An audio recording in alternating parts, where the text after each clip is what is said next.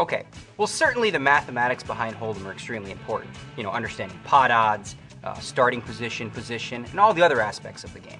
But realistically, what it all boils down to is the way you read your opponents. What we're going to look at now are some of the various opponents you're going to face in the game.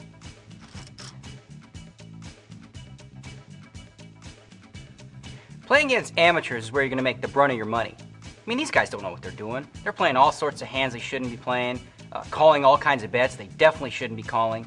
So the thing to think about when playing these amateurs is, because they're calling stations, you don't want to bluff them. If you start bluffing amateurs, then you become an amateur, really.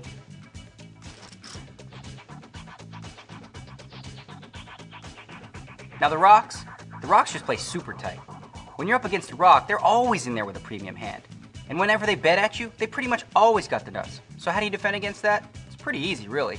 If a rock ever bets at you, just throw your hand away. You want to avoid marginal situations.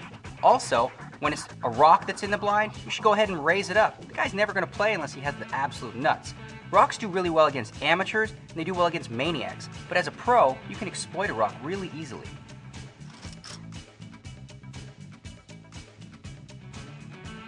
Now when you're up against a maniac, you really have to have your seatbelt on. I mean, these guys are nuts. They're always betting, raising, re-raising, bluffing, with all kinds of weird hands.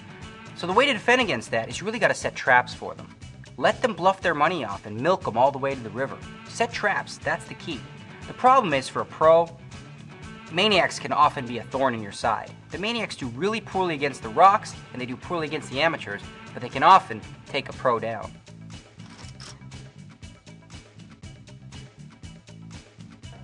When you're up against a pro, you better bring your A game. Pros aren't easily predictable. They mix up their game really well. Sometimes they're bluffing, sometimes they're playing the nuts. They're always constantly changing gears at will.